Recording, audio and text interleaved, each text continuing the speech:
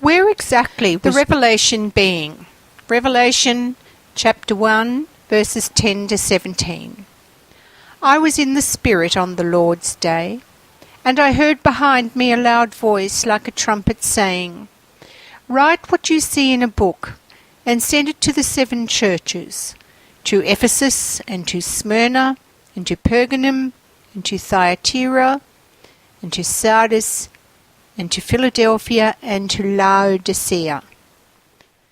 Then I turned to see the voice that was speaking to me, and on turning I saw 7 golden lampstands, and in the midst of the lampstands one like a son of man, clothed with a long robe, and with a golden girdle round his breast. His head and his hair were white as white wool, white as snow. His eyes were like a flame of fire. His feet were like burnished bronze, refined as in a furnace, and his voice was like the sound of many waters. In his right hand he held 7 stars. From his mouth issued a sharp 2-edged sword, and his face was like the sun shining in full strength. When I saw him, I fell at his feet as though dead. Where exactly was John when he said he was in the Spirit? The Greek word for spirit is pneuma, which means wind or breath. The wind or breath which is unseen, but which we can certainly feel. Has John transported himself to some lofty place? Or has he been meditating and entered into a different state of consciousness? Or has he actually become conscious of his own spiritual being? We can only be conscious of our spiritual being by fine-tuning our faculties of thinking, feeling, and willing. They become purified and accentuated, not, as some people think, subdued by a technique that can actually make us unconscious. John is telling us what happens when we experience this super sharp consciousness in our spiritual being. One of the most important things that we can do each day is to become aware of how conscious we are. We are threefold beings of body, soul, and spirit, each facet of which is in various stages of connecting up with our I am. Mostly, we experience life through our body. Our strongest experiences are those of hunger and thirst, warmth and coldness, comfort and discomfort. To a certain extent, we are conscious of the activity of our soul. Here, thinking is our most conscious activity. Then, in a dreamy way, we experience our feelings, and to a lesser extent, we are aware of our will. At this point in our evolution, we are only now starting to become aware of the activity of our spirit. Since John is the forerunner, he is trying to explain to us what we are going to experience as we become more conscious of our spiritual activities. It is in our soul that we feel, think and will, prior to expressing these in our body through our speech or behaviour. Much of what we express is automatic. We only become conscious of what takes place in our soul when our I am, our higher self, is able to press into us. Our I am is like a shaft of light shining into the darkness of our unconsciousness, revealing all that goes on there. Over time, as we become more conscious of what is at work in our soul, we also begin to use our spirit more consciously. The first experience of our spirit is imagination.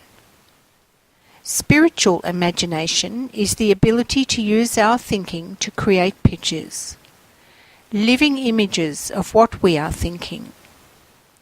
For instance, instead of thinking of a rose, a static rose, we can see the rose bush producing the bud and the bud opening into a full bloom as in a time-lapse sequence. If we exert ourselves, we could even experience its fragrance. This is the process John is describing to us in verses 10 to 17. This is the imagination of the fully developed, fully conscious human being. This is the human being who has developed the ability to hold the powerful forces of his I am as it presses into his being.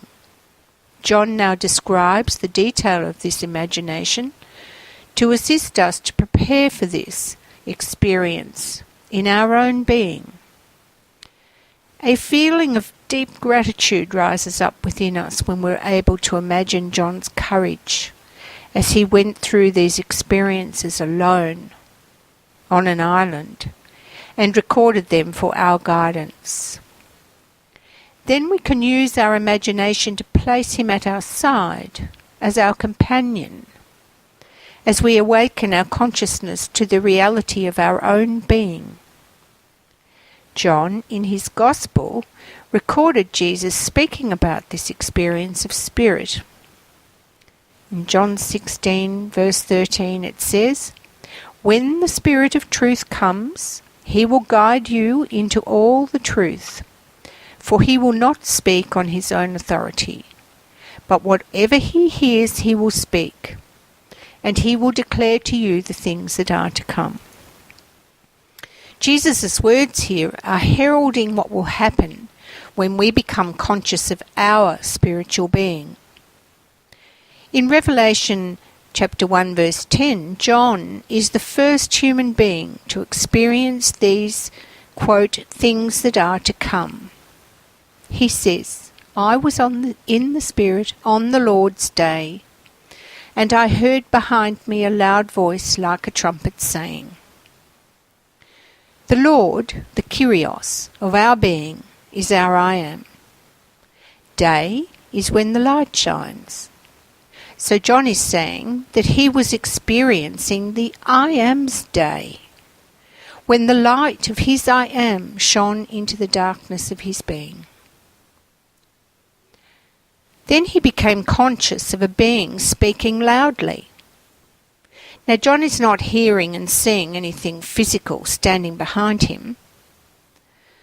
To see, blepo, is about inner perception and reveals that John is experiencing these things with his spiritual faculties.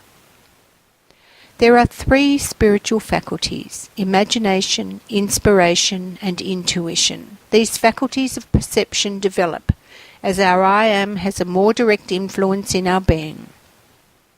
When our I am is the Lord, the Kyrios of our soul forces, thinking, feeling and will, we then refine them into spiritual faculties. In imagination, we use our thinking to create living images. Inspiration means we can perceive spiritually, we inspire, breathe in or take in through inner hearing. Things that normally come to us from outside in our ordinary consciousness.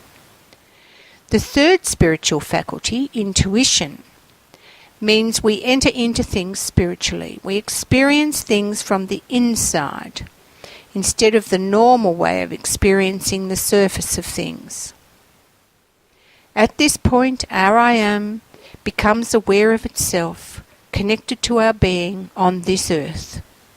This is our goal, and each of the churches reveals how it takes place in our being, till we can stand in chapter 12 and give birth to the Christ child. And I quote, "And a great portent appeared in heaven, a woman clothed with the sun, with the moon under her feet, and on her head a crown of 12 stars. She was with child, and she cried out in her pangs of birth, in anguish for delivery." Revelation 12, verse 1 and 2.